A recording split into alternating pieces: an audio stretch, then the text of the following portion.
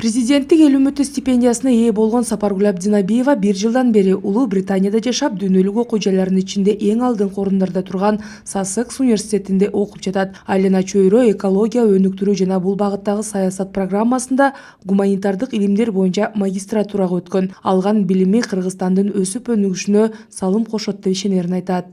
Биздин өлкөгө актуалдуу болгон темаларды биздин эл өлкөгө окшош, бирок башка өлкөлөрдүн кандай ушундай окшош көйгөйлөрдү чечүү жолдору сыяктуу анализдерди бош учурумда дагы жүргүзүп, жакшы бир маалыматтардын базасын алганга мүмкүнчүлүк болуп жатат.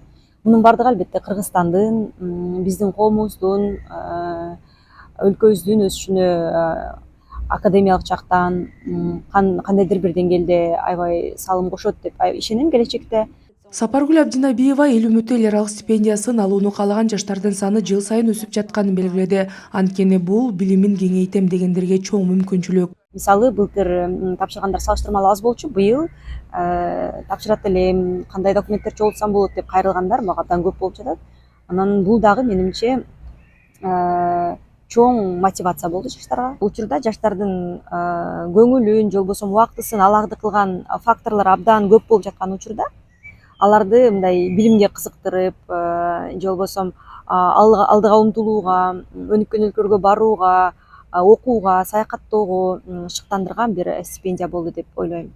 Белгилей кетсек, 1 майдан тарта эл аралык стипендияга кезектеги талапкерлерди тандоо башталды. Документтерди кабыл алуу 30 майга чейин онлайн түрүндө болот. Муну менен жаштардын чет жакта билим алуусунда колдоо көрсөтүүнү көздөгөн президенттик эл үмүтү эл аралык стипендиялык программасы 3 жолу өткөрүлүүдө. 2022-жылы 9, 2023-жылы 16 улан кызга магистратура менен докторантурада окууга стипендия айгарылды. Ошон үчүн жакшы окуш керек. Бул өкмөттүн алдында республикалык комиссия бар. Ошол жакта документтер каралат. Бул программа, мисалы, магистратура программага сразу 2 жылга 50 миңден 100 миң же жыл сайын 50 миңден берилбейт. 1 жылга берилет. Жана конкурстан өткөн талапкерлерге 2 жыл булардын успеваемости каралат да 2 жылда. Президенттик эл үмүтү эл аралык стипендиясына тапшыруу үчүн керектүү документтердин тизмеси менен Билим берүү жана Илим министрлигинин edu.gov.kg сайтынан таанышууга болот. Ал эми стипендия алам деген жарандар umut.edu.gov.kg сайт аркылуу кирип катталышы зарыл. Майрымдар болгон жатат, бирок майрымдарга карабай бул электрондук система болгондуктан кандайдыр бир документтерди жүктөй берсе болот. Эң негизгиси, мисалы үчүн регистрация өтүш үчүн, мисалы кирүүдейсиз дагы ар ким өзүнүн жеке пин-коду менен, паспорттагы пин-коду менен анан сыр сөзү өзү жазат, андан кийин кирүү кылып же орус, кыргыз тили менен каттоого өтүп кирип кете берет.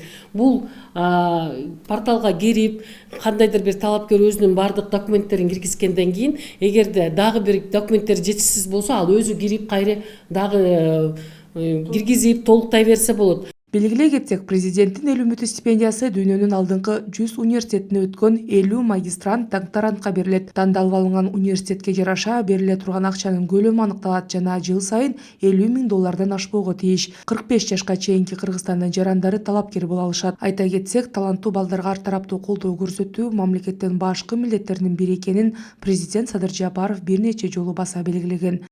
Рахат Жаныбекова, Чыңгыз Жумагулов, Ала Тоо 24.